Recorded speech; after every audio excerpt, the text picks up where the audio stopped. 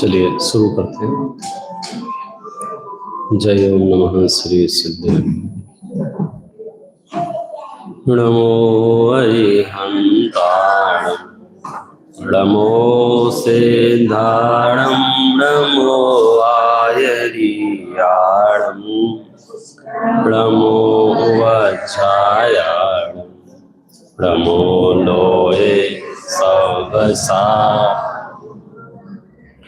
वंदे तु सर्वसिद्धे ध्रुवमचलमणोभवं गतिं पत्ते मोक्षामि समयपाहुर् निर्मो सुध केवली फणितं नमः समय साराय स्वानुभूत्या चकासते चित्स्वभावाय भावाय सर्वभावान् अनन्तधर्मणस्तत्त्वं पश्यन्ति प्रत्यगात्मनः अनेकान्तमयी मूर्ति नित्यमेव प्रकाशतम्।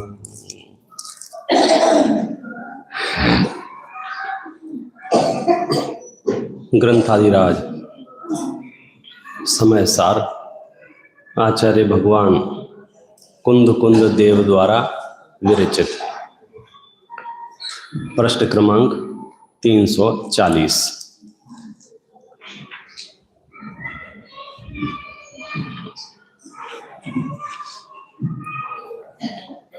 एक 117 नंबर का कलश है, प्रश्नात्मक कलश है, उत्थानिका के रूप में कलश है। 173, 174, 175 और 176 जो गाथाएं अपन ने सुबह के अंत में पाठ किया था, वहीं से अपन आगे बढ़ेंगे। प्रकरण ये चल रहा है, अधिकार का नाम आश्रव है और आचार्य भगवान कुंद कुंद देव कह रहे हैं ज्ञानी को आश्रव नहीं। तो शिष्य प्रश्न पूछ रहा है 117 नंबर के कलश में, सर्वस्यामेव जीवन्त्याम द्रव्य प्रत्यय संततौ कुतो निराश्रवो ज्ञानी नित्यमेवेति चैन्मति। सीधा सरल प्रश्न है कि गजब करते हो, हमें द्रव्य प्रत्ययों की संतति दिखाई दे रही है। किसके? ज्ञानियों के। और आप कह रहे हैं कि उन्हें आश्रव नहीं हो रहा है। द्रव्य प्रत्यय की संतति दिखाई दे रही है, मतलब सब कुछ नजर आ रहा है कि कोई जीव है, मनुष्य गति में है, पुरुष रूप में है, राजा रूप में है, और अन्य अन्य जो भी योग्य भूमिका के अनुसार क्रियाकलाप हैं वे सब नजर आ रहे हैं, और द्रव्य प्रत्यय की वहां उपस्थिति है। उसके बावजूद भी आप ये कह रहे हो ज्ञानी निराश्रव है। कैसे? तो निराश्रवो ज्ञानी, ज्ञानी निराश्रव कैसे है, ये हमारा मूलभूत प्रश्न है। और इसका उत्तर एक ही शब्द में है, उपयोग के प्रयोग के अनुसार। सुनने में भले ही आपको छोटा सा शब्द लग रहा हो, लेकिन पूरा मोक्ष मार्ग सिर्फ और सिर्फ इस शब्द पर टिका हुआ है। इतनी चर्चा हमने कर ली थी कि अनादिकाल से जीव कर्म के प्रवाह के निमित्त से संसार की विभिन्न परिस्थितियों का सामना करता हुआ आ रहा है। बराबर है। जब कर्म की ओर से कथन किए जाएंगे तो भाषा ऐसी ही बनेगी, कर्म के कारण, कर्म के कारण, कर्म के कारण। समझना तो श्रोता को होगा कि जिनवाणी का अभिप्राय क्या है। वचनों में सुधार नहीं करना है, अभिप्राय में सुधार करना है कि जहां कर्म को कारण कहा जा रहा है वहां कौन सा कारण है, निमित्त कारण है या उपादान कारण है। जहां स्वयं को कारण कहा जाएगा वहां कौन सा कारण है, निमित्त कारण है कि उपादान कारण है। और हमारे पूर्व के अभ्यास से हम बहुत स्पष्ट हैं इस मामले में। बराबर है।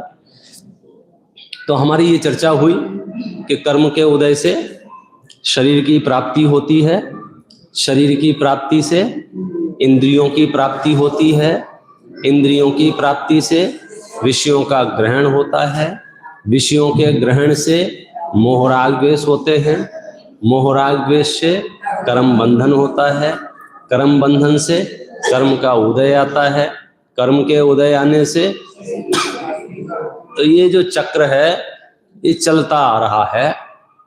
अब शिष्य पूछ रहा है कि मैं इस चक्र से बाहर कैसे निकलूं, इस साइकिल को कहां से तोड़ा जा सकता है।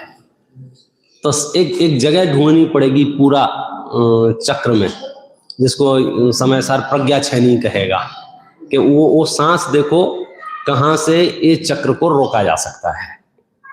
तो हम क्रम शुरू करेंगे कि कर्म के उदय है तो निस्संदेह शरीर की प्राप्ति होगी ही होगी। बराबर है। शरीर की प्राप्ति होगी तो 1, 2, 3, 4, 5 कोई ना कोई इंद्रियां आपको मिलेंगी ही मिलेंगी। इंद्रियां जब हमारे पास होंगी तो विषयों का ग्रहण भी होगा ही होगा। बराबर है। विषयों का ग्रहण होगा तो मोहराग देश होगा क्या नहीं होगा?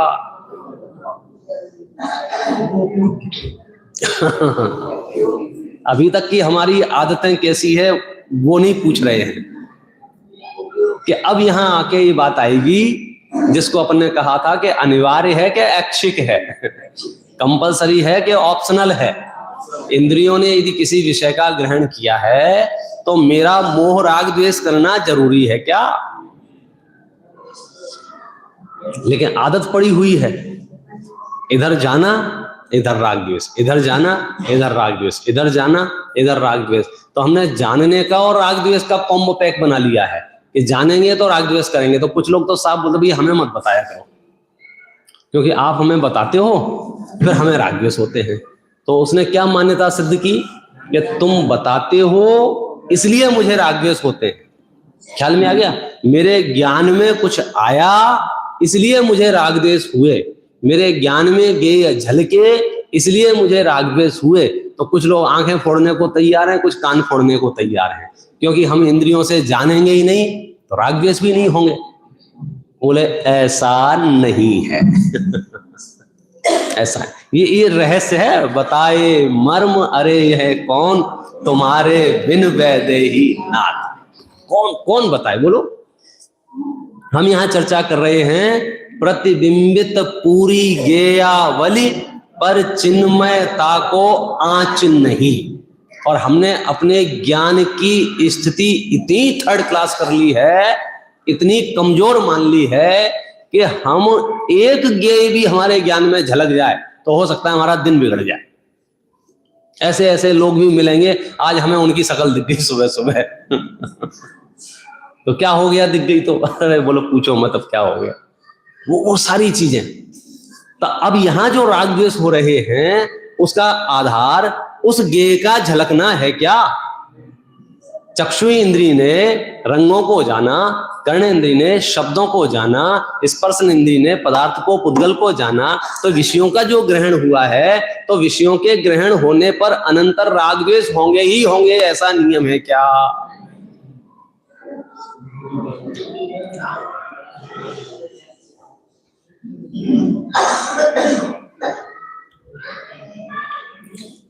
सर्व समाधान है, सर्व समाधान, हम चाहें तो।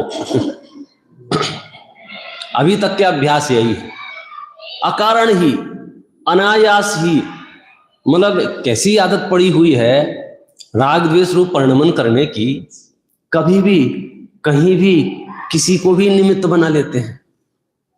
मतलब ऐसा लगता है कि हम खोज ही रहे हैं, कोई बहाना मिल जाए और राग द्वेष करें। रास्ते से जा रहे थे साथ में, तो एक साथ वाला बोलता है, देखो भाई साहब ये कैसा पागल आदमी है, इसने हरे रंग की बिल्डिंग करा रखी अपनी,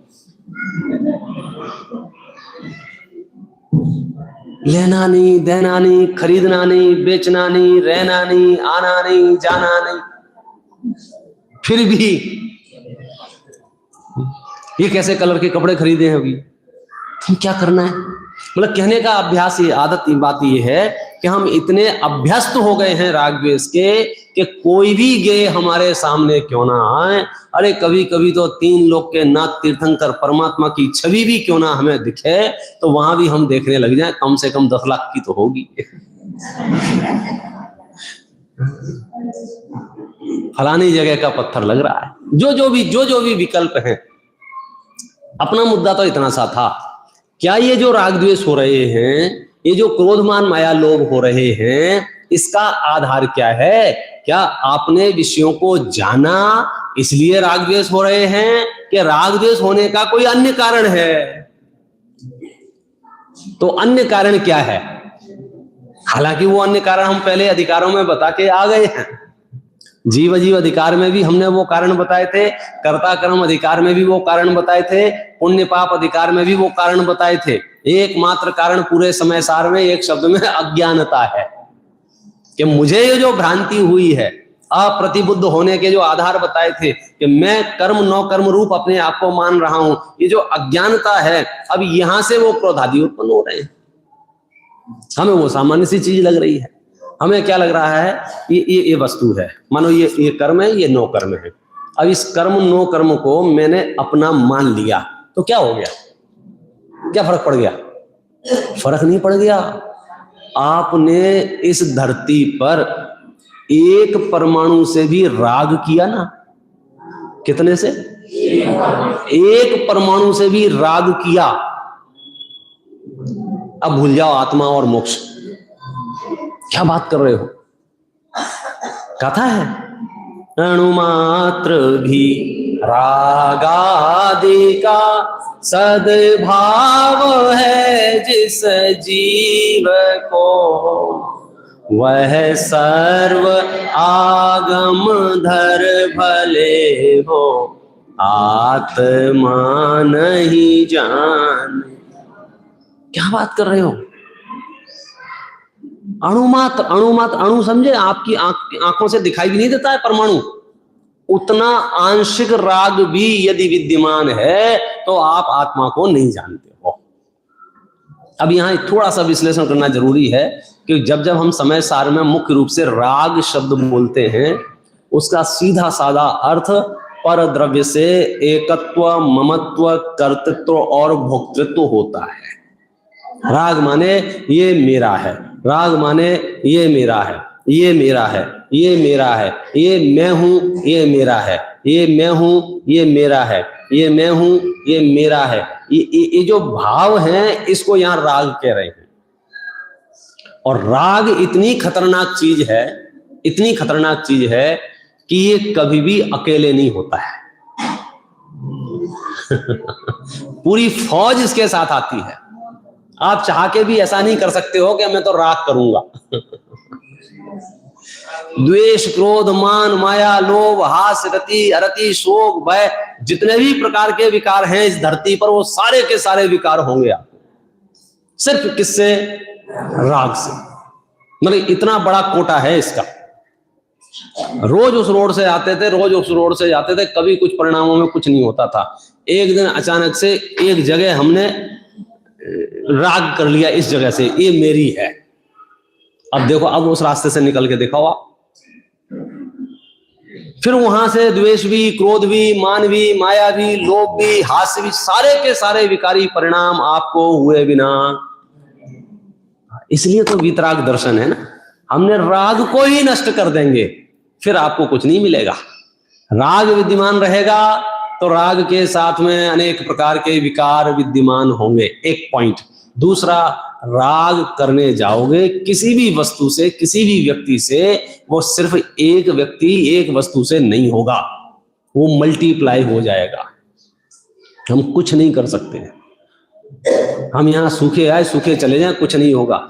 जैसे ही हम यहां यदि एक किसी को भी मित्र बनाएंगे, एक को भी, समझो हमने एक को भी किसी को मित्र बनाया, बराबर है, तो साथ में क्या होने वाला है?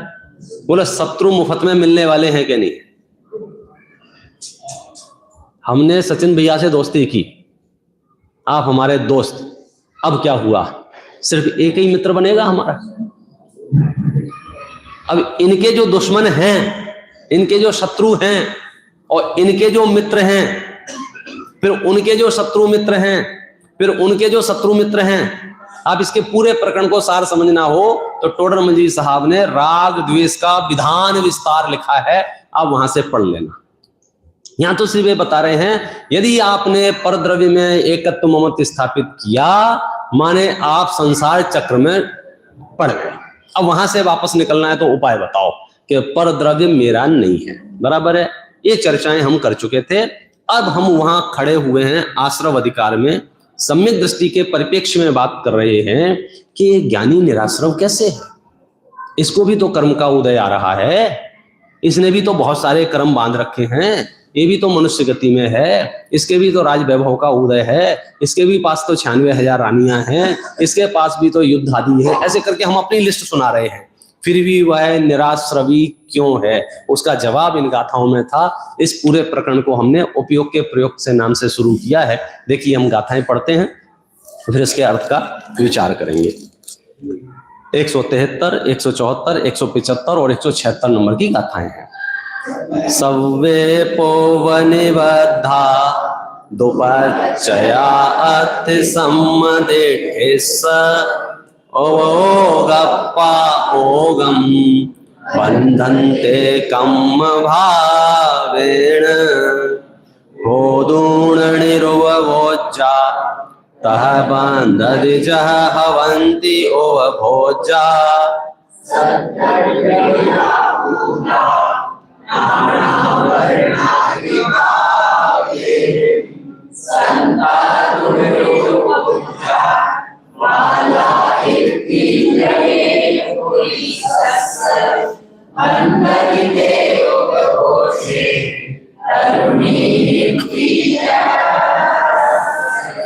येदेन कारणेन दु सम्मादिति अबन्धगो गणिदो आसव भावा भावे न पच्चया बंधगा मणिदा जो सर्व पूर्व निबद्ध प्रत्यय वर्तते सद दृष्टि के उपयोग के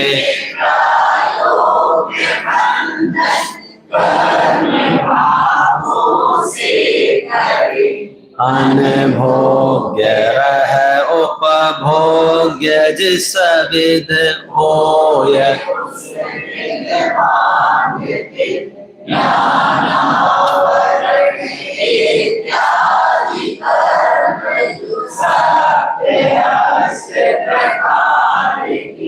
सत्ता विषय वे निरूप भोग्य ही बालिका जो पुरुष को उपभोग्य बनते वे ही बांधे यौवना जो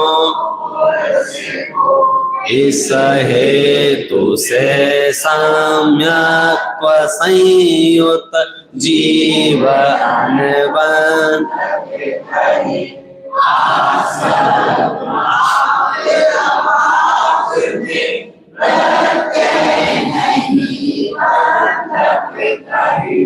ऐसा लगता है यही पढ़ते रहो। बार धीरे आप बारंबार इन गाथाओं को पढ़ेंगे, अनुवादों को पढ़ेंगे, शब्द आपसे बात करने लग जाएंगे, आपको अर्थ महसूस होने लग जाएगा। और जब किसी चीज का भाव महसूस होने लग जाता है तो आपकी विचारधारा ऑटोमेटिक बदल जाती है। आचार्यों ने कितनी बड़ी बात कह दी है, अंतिम पंक्ति कह दिया, इसलिए सम्यक दृष्टि को अबंधक कहा है। एदेन कारणेन दु सम्मादिट्ठी अबंधगो भणिदो, इस कारण से सम्यक दृष्टि अबंधक है। अबंधक है माने उसको बंधन नहीं होता है। किसको? सिद्धों को नहीं। अब ये अपने आप में बड़ी घोर आश्चर्य की बात है, कमाल करते हो, सम्यक दृष्टि को बंध नहीं होता है। अब उसका क्या स्वरूप है, कैसे नहीं होता है, उसकी चर्चा की बात यहाँ प्रारंभ करते हैं। इतनी चर्चा हमने कर ली थी। कर्मों की 10 अवस्थाओं में से 3 अवस्थाओं की बात की थी।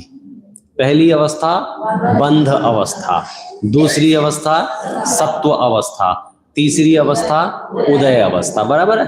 तो हम इस मामले में क्लियर हैं कि जो बंध अवस्था है वह जीव को दुख देने में समर्थ नहीं है। बराबर है। सत्व अवस्था है वह भी जीव को दुख देने में समर्थ नहीं है। उदय अवस्था जो है वह जीव को दुख देने में समर्थ है कि नहीं है, सुख दुख देने में समर्थ है कि नहीं है। तो उसका जवाब आचार्यों ने सीधे सीधे नहीं दिया, उसके लिए एक उदाहरण दिया है टीका में, और उदाहरण से ये बात बहुत सरलीकरण करके समझाई है कि मामला क्या है। देखो, एक तो सम्यक दृष्टि के बारे में जब भी आप सोचो सिर्फ एक पद जरूर याद कर लो कि उसके जीवन में जो कुछ भी है वो इस पद में लिखा है। 173 नंबर की गाथा, सव्वे पुव्व निबद्धा। क्या है? सव्वे पुव्व निबद्धा, मतलब ये सब पहले का है। ये सब पहले, सव्वे पुव्व निबद्धा, ये सब पहले के बांधे हुए हैं, पहले के बांधे हुए हैं। अब वो सत्ता में पड़े हुए हैं, अब वो कुछ दिन बाद उदय में आने वाले हैं। ख्याल में आ गया? हम उनकी बात कर रहे हैं। देखो मैं टीका पढ़ता हूं। टीका आचार्य अमरचंद्र देव।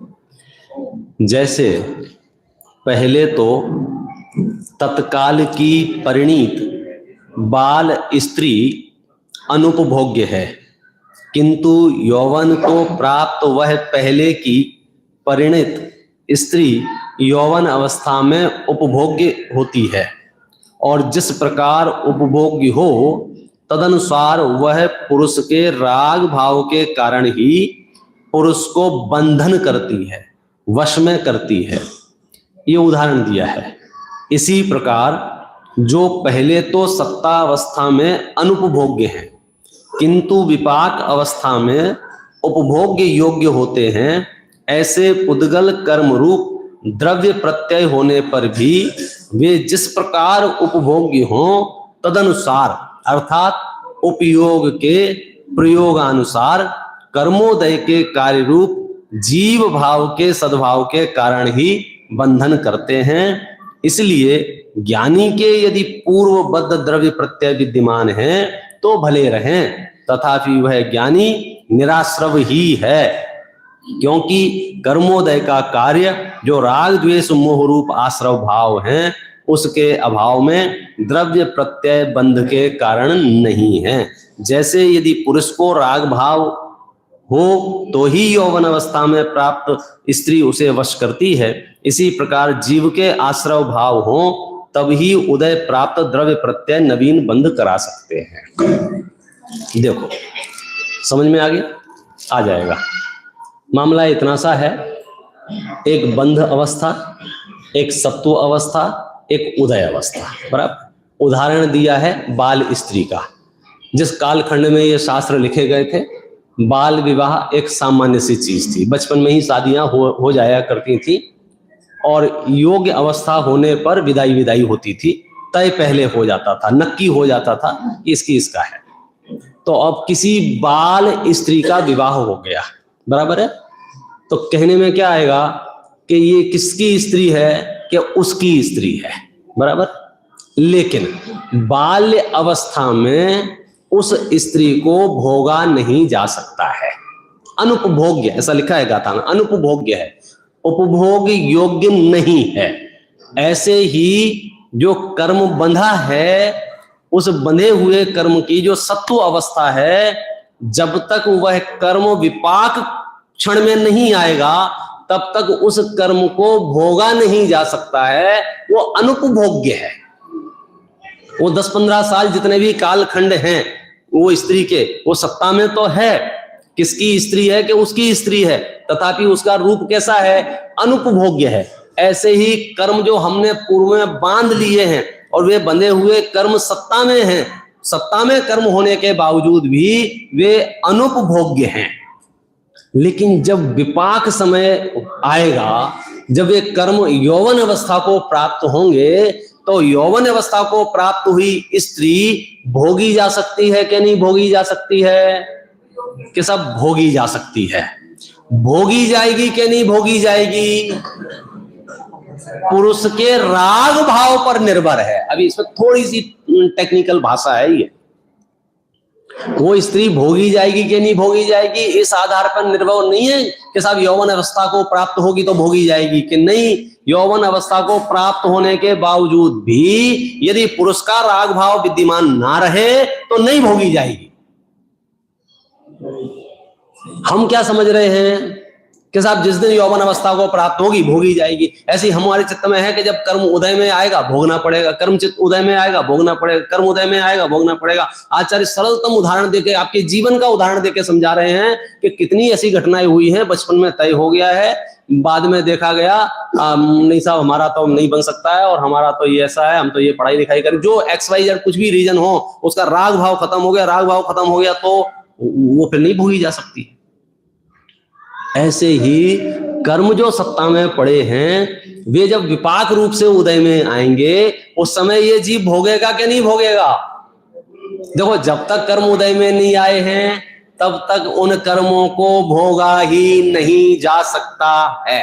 अभी वो कर्म कैसे हैं, अनुपभोग्य हैं, बराबर है। अपने राजा श्रेणिक का उदाहरण दिया था, उसे ही अपन साथ में ले लेते हैं। राजा श्रेणिक ने अभी नरक गति के परमाणुओं को बांधा और वे उसकी सत्ता में हैं। क्या वो नरक गति के दुखों को भोगने में अभी समर्थ है क्या, नहीं समर्थ। क्यों, विपाक से पहले जो सत्व अवस्था है उस काल में अनुपभोग्य है, आप भोग ही नहीं सकते हैं। तो अब जब ये कर्म का विपाक काल आएगा, ये फल देंगे, उस समय तो भोग सकते हैं कि नहीं भोग सकते हैं। वहां जाके दो धाराएं हो रही हैं। कौन सी दो धाराएं हो रही हैं, स्त्री के संबंध में, का पुरुष के राग भाव के अनुसार वो स्त्री भोगी जाएगी कि नहीं भोगी जाएगी। तो सामान्य जवाब क्या है लोगों के मनोविज्ञान में कि साहब क्यों नहीं साहब, जब यौवन अवस्था को प्राप्त होगी स्त्री भोगी जाएगी। नहीं भाई साहब, यौवन अवस्था से कुछ होने जाने वाला नहीं है। पुरुष के राग भाव विद्यमान होगा तो भोगी जाएगी। ऐसे ही कर्म साहब फल आएगा तो भोगना ही पड़ेगा, फल आएगा तो भोगना ही पड़ेगा, फल आएगा तो भोगना ही पड़ेगा, ऐसी भाषा चलती है पूरे विश्व में। जिस दिन उदय आएगा उस दिन आपको पता चलेगा, फल आएगा तो पता चलेगा, फल आएगा तो पता चलेगा। आचार्य आपको एकदम शॉर्टकट बता रहे हैं कि जब कर्म का उदय आएगा, आए हुए कर्म के उदय को मुझे भोगना पड़ेगा कि नहीं भोगना पड़ेगा। आचार्य कह रहे हैं कि तुम्हारी मर्जी है। अरे भाई साहब नाचो, समय सार समझ में आया, नाचो। अभी हमको क्या लग रहा था, अब क्या करें साहब, बहुत बुरे बुरे कर्म बांध रखे हैं हमने, आप कल्पना नहीं कर सकते हो हमने कैसे कैसे पाप किए हैं। आचार्य कह रहे हैं पुरानी फाइल बंद करो, ये तुमने बांध लिया है, हाँ साहब बांध लिया है, अभी सत्ता में है, हाँ साहब सत्ता में है, जब ये उदय में आएगा तो बोलो भोगना पड़ेगा कि नहीं भोगना पड़ेगा? बचने का उपाय बताओ। अब ये इतना रहस्यमयी चीज है जिसकी प्रस्तुतिकरण आने वाली है। रावण ने जो नरक गति का बंध बांधा है, बोलो उसे नरक जाना पड़ेगा कि नहीं जाना? जाना तो पड़ेगा, ठीक है। नरक गति में जो उदय आ रहा है उसे भोगना पड़ेगा कि नहीं भोगना पड़ेगा?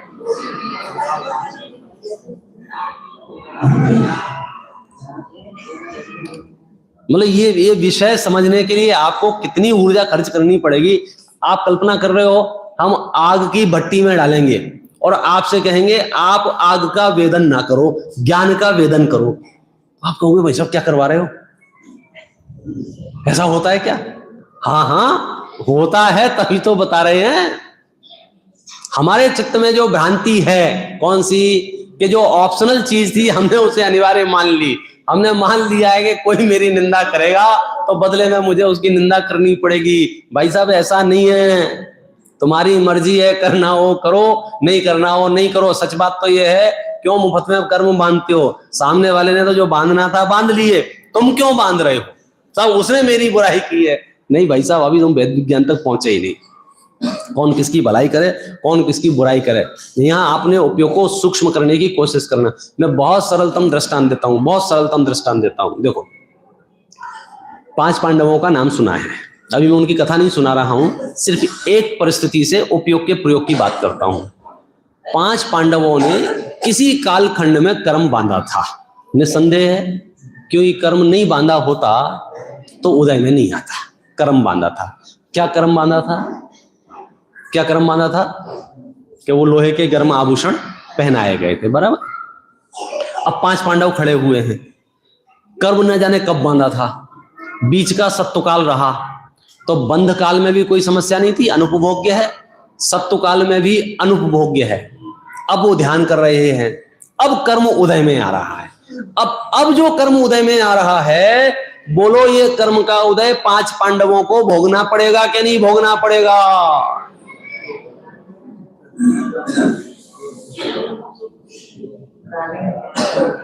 अब देखना जगत की भाषा, कर्मों से बच के बेटा कहां जाओगे? तुम महाराज भी बन जाओगे ना तो भी तुम्हें गुलोय के आभूषण पहनाने वाले लोग मिल जाएंगे। कर्म के उदय से नहीं बच सकते, कर्म के उदय से नहीं बच सकते। आप समझे? अब हम समय सार के बंकर में बैठेंगे थोड़ी देर बाद, जहां कितनी बमबारी होती रहे, चैतन्य का एक प्रदेश भी प्रभावित नहीं होगा। अब ये जो उदय में आ गया है 5 के, तो कर्म जो उदय में आया है वो 5 को एक जैसा आया है कि अलग अलग आया है? एक जैसा है कि अलग अलग? कर्म का उदय जो आया है, मतलब 5 पांडव हैं तो किसी को ठंडे ठंडे, किसी को गरम गरम, किसी को ज्यादा ठंडे, किसी को कम गरम। एक जैसा कर्म का उदय है क्या नहीं है? बराबर है, एक जैसा कर्म का उदय है। अब एक जैसा कर्म का उदय होने के बावजूद भी जब उनकी आयु पूरी हुई तो वे सब एक ही जगह गए कि अलग अलग जगह गए? ये चमत्कार कहां से हुआ? वो एक विषय है उपयोग का प्रयोग।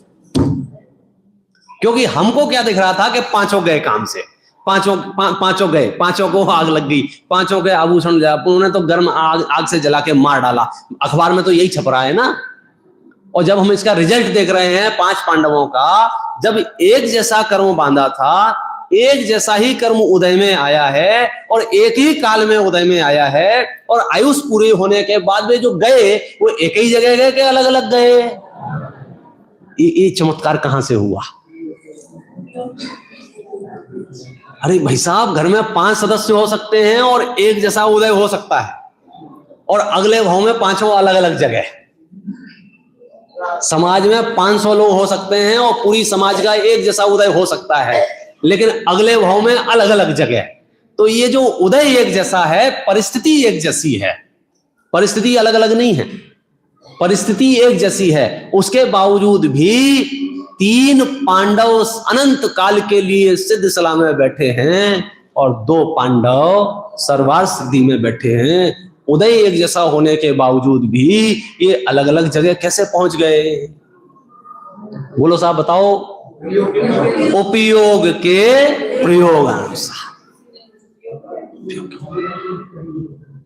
अब आप देख लो, 3 पांडव के उपयोग के प्रयोग में शुद्ध आत्मा है, वहां उपसर्ग है ही नहीं, उपसर्ग का विकल्प भी नहीं।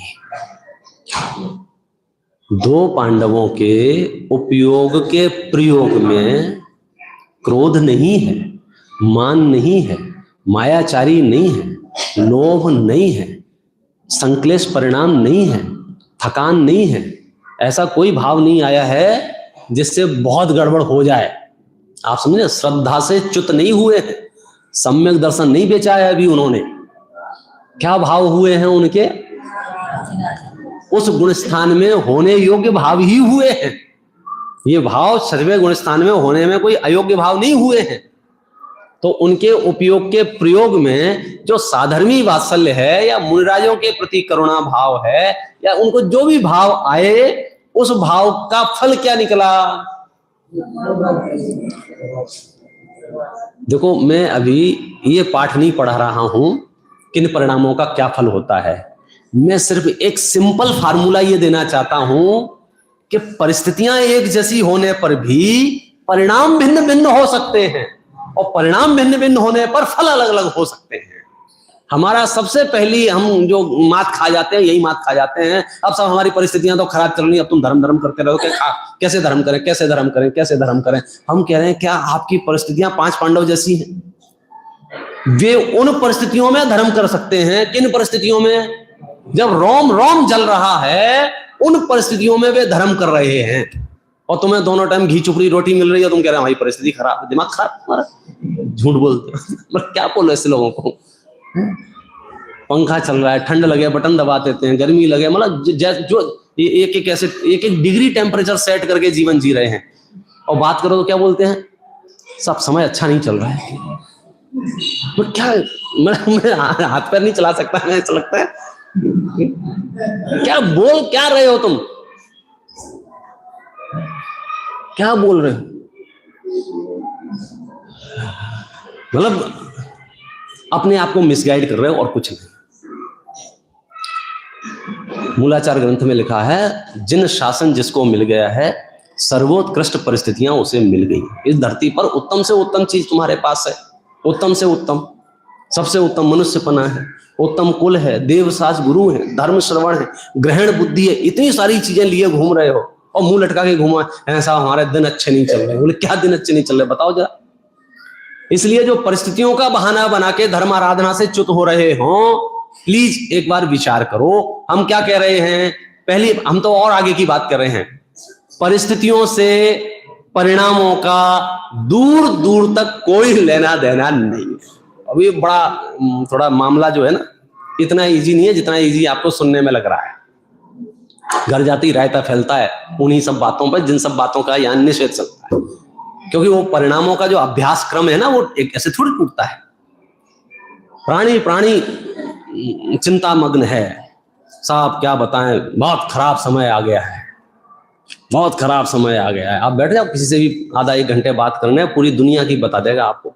बहुत खराब समय आ गया, बहुत खराब समय आ गया, बहुत खराब समय आ गया। क्या? अरे साहब, समाज में कुछ दमी नहीं बची है, देश में कुछ दमी नहीं बची है, लोगों में कुछ दमी नहीं बची है। ना कोई वात्सल्य करने वाला बचा है, ना कोई प्रेम भाव करने वाला बचा है, ना कोई सहयोग करने वाला बचा है, ना कोई ऐसा बचा है, ना कोई वैसा बचा है। एक बार श्रुत अभ्यास कर, तुझे पता चलेगा। वो कॉन्सेप्ट ही नहीं समझ पा रहा है जिन सेशन का। तो मैं तो और खोद के पूछ लेता हूं, अच्छा आप ये बताओ, ये सब बात आप क्यों कह रहे हो? क्यों कह रहे हो? कि साहब कोई किसी का सहयोग करने वाला नहीं बचा है, ये आपने क्यों कही है? 2 ही कारण हो सकते हैं। या तो आपका किसी ने सहयोग ना किया हो, एक रीजन हो सकता है कि स्वाभाविक, ये मनोविज्ञान है। मैं जो कुछ भी कहूंगा उसमें से अधिकांश विषय आत्म केंद्रित होते हैं, किसी की भी, जो अपने आसपास घटनाएं घटती हैं उससे हम अपनी धारणाएं बनाते हैं। तो या तो मेरे साथ सद्व्यवहार नहीं हो रहा होगा तो मुझे लग रहा होगा पूरे विश्व में प्रलय चल रही है, कोई किसी के साथ सद्व्यवहार कर ही नहीं रहा है, या मैं किसी के साथ सद्व्यवहार ना करता होऊंगा भाई, या तो कोई मुझे दान नहीं दे रहा होगा तो कह रहा होगा पूरी समाज दरिद्री हो गई है, दान नहीं देती है, या मैं ही चवन्नी नहीं देता हूं किसी को तो कह सकता हूं कि साहब कोई दान नहीं देता है, कोई दान नहीं देता है। लेकिन यहां बारीकी ये है, कौन सी बारीकी है, यदि तुम्हें भला नहीं, तुम्हें वात्सल्य नहीं मिल रहा हो, तुम्हारे प्रति उपकार ना हो रहा हो, तुम्हारे प्रति परिस्थितियां अनुकूल ना हो, इसको शास्त्रों में कहा है उदय, पाप का उदय। क्या कहा है इसको? पाप का उदय। और बदले में तुम्हारे भी परिणाम यदि किसी के वात्सल्य करने के नहीं हो रहे हो, तुम्हें दान देने का भाव नहीं आ रहा हो, तुम्हें शास्त्र अभ्यास का भाव नहीं आ रहा हो, तुमको अभिषेक पूजन का भाव नहीं आ रहा हो, प्रक्षाल करने का भाव नहीं आ रहा होगा, ये है तुम्हारे पाप का परिणाम। डिफरेंस समझना, डिफरेंस समझ में आया? कोई हमें दुर्वचन कह रहा है, ये क्या है? हमारे पाप का उदय, और हम किसी को दुर्वचन कह रहे हैं, ये क्या है? हमारे पाप का परिणाम। बस एक लाइन में है, विश्व भर का कितना ही तीव्रतम उदय क्यों ना आ जाए, तुम्हारा इतना भी बिगाड़ नहीं होगा। यदि तुम्हारा परिणाम इतना भी बिगड़ा, तुम्हारा सब बिगड़ जाएगा। और रहस्यमयी बात यह है कि उदय का परिणाम का कोई लेना देना नहीं। ये समझना, ये तो पुण्यानुबंधी पुण्य के उदय, पापानुबंधी पाप के उदय, सारी चर्चाएं आप सब सुनते रहते होंगे। मतलब ऐसा नहीं है, लोगों ने कॉन्सेप्ट बना लिया है कौन सा पाप का उदय इसलिए मुझे पाप के परिणाम हो रहे हैं, ऐसा नहीं है। पाप के उदय से पाप के परिणाम नहीं होते हैं, पुण्य के उदय से पुण्य के परिणाम नहीं होते हैं। पाप के उदय में भी पुण्य के परिणाम हो सकते हैं, पुण्य के उदय में भी पाप के परिणाम हो सकते हैं, पुण्य के उदय में पुण्य के परिणाम हो सकते हैं, पाप के उदय में पुण्य के परिणाम हो सकते हैं। मतलब उदय कैसा भी रहे, पुण्य का या पाप का, परिणाम स्वतंत्र है। इस पूरे प्रकरण से रहस्यमयी बात सामने क्या आ रही है मालूम है? हमारा अधिकांश समय ध्यान उदय पर जाता है, और आचार्य आपसे कह रहे हैं उदय की ओर मत देखो, परिणामों पर विचार करो, क्योंकि फल उदय से नहीं परिणामों से मिलेगा। यानी वर्तमान में किसी का बहुत पुण्य का उदय है, बहुत पुण्य का उदय, बहुत पुण्य का उदय है, इसका मतलब अगले भाव में स्वर्ग जाएगा?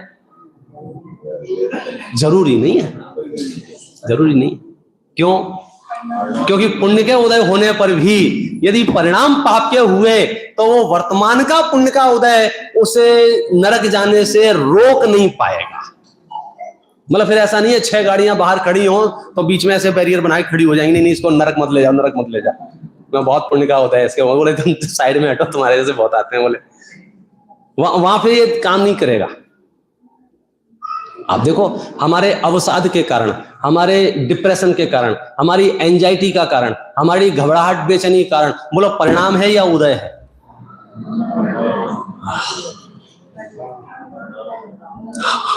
हम पूरी दुनिया को प्रूव करना चाहते हैं हम पुण्यवान हैं। किस आधार से? परिणामों को ठीक करके या नए कपड़े पहनकर? परिणामों को ठीक करके या बड़ी गाड़ी खरीद कर? परिणामों को ठीक करके या बड़ा घर बना? हम कैसे प्रूव करें हम पुण्यवान हैं? तो बोले बाकी लोगों को क्या प्रूव करो, भगवान नहीं, कर्म सिद्धांत जो बैठा है ना उसको सब पता है। तो उसको वो गणित समझ में आ रहा है कि तुम उदय के तमाशे से जगत को कंफ्यूज कर सकते हो, कर्मों को कंफ्यूज नहीं कर सकते। वो सूक्ष्म गणित है और वहां क्लियर कट बात है, उदय से कुछ बिगाड़ सुधार नहीं है, परिणामों से सारा का सारा बिगाड़ सुधार है। तो इसलिए उदय कैसा चल रहा है ये हर्ष और शोक का कारण ही नहीं है। बोलो क्यों? आप बताओ। मैं 5 पांडव की अपन बात कर रहे थे, पुण्य का उदय था कि उनके पाप का उदय था? पाप का उदय। किस स्तर का? कि इससे ज्यादा और पाप का उदय क्या होगा मालूम है ना? और ऐसे तीव्रतम पाप के उदय में भी कहां पहुंच गए? स्वर्ग मोक्ष। कुछ समझ में आ रहा है? जैनियों, यदि जिनवाणी की एक आध लाइन भी समझ में आ जाए तो आजन्म डिप्रेशन में नहीं जाओगे तुम, मरण पर्यंत। क्यों? क्योंकि ऐसी कोई परिस्थिति नहीं है जो मुझे दुर्गति में भेज दे। परिस्थिति मैं दुर्गति में जाऊंगा, अपने उपयोग के प्रयोग के अनुसार। मैं ये एक मुनिराज को और याद कर लेता हूं साथ में। दीपायन मुनि, नाम सुना होगा आप लोगों ने। दीपायन मुनि की बहुत कोशिशें की थी उन्होंने कि अपने निमित्त से ये कार्यक्रम ना हो, लेकिन योगानुयोग की बात है, किसकी चले तीर्थंकरों की वाणी है, क्रम नियमित व्यवस्था है। वो घुमा फिरा के उस तारीख को, उस दिन को वहां उस नगरी में पहुंच गए। और उसके बाद जो परिस्थितियां बनी वो आपको पता है। क्या परिस्थितियां बनी कि देखो देखो ये नगरी को जलाने के लिए आ गया, और उसके बाद उनको नाराजगी आई, गुस्सा आया, फलाना आया। अब देखना, 3 तरह के मुनिराज आपके सामने हैं। एक दीपायन टाइप के, एक नकुल सहदेव टाइप के, और एक बीच में जो 3 हैं वो हो गए 3। तीनों मुनिराज हैं, तीनों मुनिराज हैं। अवस्था छोटी मोटी नहीं है, तीनों मुनिराज हैं। और तीनों मुनिराजों ने किसी न किसी कालखंड में कर्म बांधा था। क्या कर्म बांधा था? उपसर्ग उपसर्ग उपसर्ग। तीनों ने उपसर्ग उपसर्ग उपसर्ग। अब देखना, यहां उपसर्ग हुआ तो मोक्ष, यहां उपसर्ग हुआ तो स्वर्ग, और यहां उपसर्ग हुआ तो नरक। अब बाहर के फोटो एक जैसे, अखबार में खबर एक जैसी। क्या भीषण उपसर्ग में मारे गए, भीषण उपसर्ग में देह त्याग किया, भीषण उपसर्ग में समाधि ली। जिसका जैसा अनुराग होगा वैसी टाइटल हेडलाइन बना देगा। बराबर है, परिस्थिति एक जैसी, फोटो एक जैसे। दीपायन मुनि की घटना, 2 पांडवों की घटना, 3 पांडवों की घटना। बोलो उदय तीनों का एक जैसा है क्या नहीं है?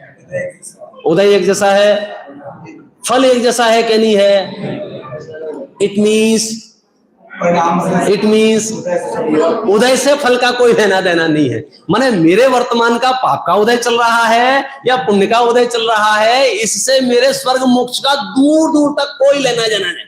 मतलब पूरे देश में जितने अखबार छपते हैं उसके फ्रंट पेज पे मेरी फोटो छपे, पूरे देश भर के छपने वाले, और नीचे लिखा जाए सर्वश्रेष्ठ विद्वान, तो भी उस आधार से मेरा स्वर्ग मोक्ष तय होगा क्या नहीं होगा? क्या बात हो, बच्चा बच्चा कहे ये महान है तो भी हम मोक्ष नहीं जाएंगे। यहीं आप ट्रैप हो जाएंगे, यहीं आप फंस जाएंगे। अगेंस्ट भी हो सकता है, अखबार में एकदम काला मुंह छाप देवे स्याही लगा के, भाई साहब सबसे 3rd क्लास आदमी ये है इस धरती पर, बोलो मेरा मोक्ष रुकेगा क्या नहीं रुकेगा? ये बातें इतनी जल्दी आपको समझ में आ जाए तो अच्छी बात है, आ भी सकती हैं। मैं क्यों भविष्यवाणी करूं, मैं तो यही कहूंगा एक क्षण में जीत को समझ में आ जाए, ईमानदारी से सुनने बैठा हो। सेठ सुदर्शन जी का नाम सुना है? सेठ सुदर्शन जी का नाम, बराबर है ना? पूरी कहानी नहीं सुनाता, उपयोग के प्रयोग की बात चल रही है। पूरा प्रथमानुयोग पढ़ा दूंगा सिर्फ एक उपयोग के प्रयोग से, पूरा मोक्ष मार्ग। आप देखो सेठ सुदर्शन जी के साथ जो घटना घटी वो अच्छी घटना नहीं थी, ठीक है? राजा ने राजदंड दिया है, और जैसे ही राजा ने राजदंड की घोषणा की है, पूरे नगर में हवा, कहते हैं आग की तरह ये समाचार फैल गए। क्या फैल गए? राजा ने सेठ सुदर्शन जी को राजदंड दिया है। आप कल्पना कर सकते हो सेठ सुदर्शन जी की कैसी बदनामी हुई होगी, क्योंकि राजा ने जो राजदंड दिया था वो किसी के कहने से नहीं दिया था, उसने रंगे हाथ पकड़ा था। समझ में आ रहा है? अब सुनवाई को भी जगह नहीं थी, रंगे हाथ राजा ने स्वयं ने पकड़ा है। तो बाजार में जो व्हाट्सएप हुए थे, समाचार फैले थे, उसमें क्या लिखा गया था? राजा ने खुद पकड़ा है। ऐसे समाचार जब जनता को मिले होंगे, सेठ सुदर्शन के प्रति जनता की क्या सोच, क्या धारणा, क्या विवेक रहा होगा, इसकी आप कल्पना कर सकते हो? क्या चर्चाएं कर रहे होंगे भाई साहब? अरे यार, अपन तो इन्हें बड़ा धर्मात्मा समझते थे, ये तो बड़े कलाकार निकले। रानी के पास सीधे, गांव में और कोई नहीं मिला। सच कह रहा हूं, असली परिस्थिति कैसी रही होगी। और जब सूली के वो चाहने के लिए ले जाया जा रहा है, पूरा नगर तमाशा देख रहा है, परिवार के सदस्य खड़े हुए हैं, मतलब इससे ज्यादा शायद घृणित परिस्थिति एक श्रावक के जीवन में और क्या हो सकती है? पूरा विश्व उसे घटिया नजरों से देख रहा है, नजरों से बू आ रही है, मतलब वो आंखें नहीं मिला पा रहे हैं। क्योंकि बच्चा बच्चा ये सोच रहा है कि यार ये तो शमशान घाट पे सामायिक करने वाले लोग हैं, इनकी ये हालत है तो फिर बाकी का तो छोड़ ही दो। क्योंकि कहीं भी ये नहीं है कि किसी ने भड़का दिया है, सब जगह समाचार यही है कि राजा ने रंगे हाथ पकड़ा है। समझ गए? मतलब इससे ज्यादा और दुर्दशा नहीं हो सकती है किसी की मनोवैज्ञानिक रूप से। मेरा प्रश्न दूसरा है, उसके बावजूद भी सेठ सुदर्शन की मोक्ष की यात्रा की स्पीड कम ज्यादा हुई कि नहीं हुई? ये रहस्य आपको जिस दिन मिल जाएगा उस दिन आप निर्भर हो जाओगे। ये मेरा विषय ही नहीं है जगत में मेरे बारे में क्या चल रहा है, मैं अखबारों में छप रहा हूं या मिटाया जा रहा हूं, इससे मोक्ष मार्ग का क्या लेना देना है बोलो? ये तो देखो योगान योग से सूली का सिंहासन बन गया, सो आपने पूरी कथा शांति से सुन ली। यदि नहीं बना होता, जरूरी है सबके कर्म के उदय एक जैसे हो। कितनों को घानी में पहले ही दिया था ना, नष्ट हो ही गए ना, कितने ही आग में जला दिए ना। मतलब आप समझ गए क्या कहना चाह रहा हूं? परिस्थितियों से अपने मोक्ष मार्ग को पोस्टपोन करने की आवश्यकता नहीं है, क्योंकि ये मेरी निजी यात्रा है, इसमें लोगों की भावनाओं का कोई लेना देना नहीं है। वे मेरी आरती उतार रहे हैं या मुझे काले झंडे दिखा रहे हैं, ये मेरा विषय नहीं है। मेरा माने मोक्ष मार्गी का ये विषय नहीं है, क्योंकि मेरा मोक्ष मार्ग मेरे उपयोग के प्रयोग के अनुसार है। ये देखो समय सार थोड़ा सा डेप्थ में आप जाओगे तो आपको पता चलेगा कि एक श्रावक भी कितना उत्तम उच्च कोटि की विचारधारा में श्रद्धान को सम्मिलित करके जीता है। इस पे और अभी बहुत सारी बातें हैं जिसकी चर्चा अपन आगामी सत्र में करेंगे। अभी तक की चर्चा का सार यही है, आपके हालात कैसे भी हों, उन हालातों से अपनी सत्ता को फील ही मत करो, अपनी सत्ता को महसूस ही मत करो। उससे भिन्न भगवान आत्मा है, उसकी विशेष चर्चा अपन आगे करेंगे।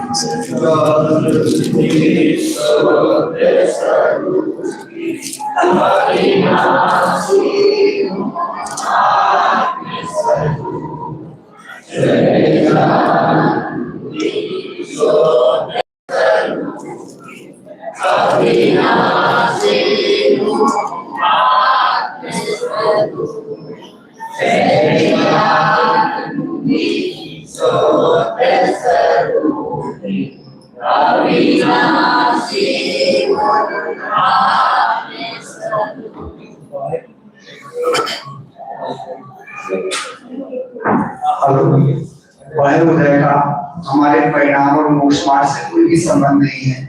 ऐसे अद्भुत प्रवचन अभी सुने। ऐसे ही 2 प्रवचन कल सुबह और शाम को उपयोग के प्रयोग वाले हमको सुनने मिलेंगे, आप जरूर उनका भी लाभ लें। अभी रात्रि में जस्ट जनवारी स्तुति के बाद हमें नारियल का बने हमारे कृष्णा महिला मंडल की अद्भुत प्रस्तुति आप बिल्कुल भी ना जाने की सोचें। सब ने बहुत मेहनत से बहुत अच्छा मैसेज देने वाला ये प्रस्तुति बनाई है, आप उसका भी लाभ ले लें। अभी जनवारी स्तुति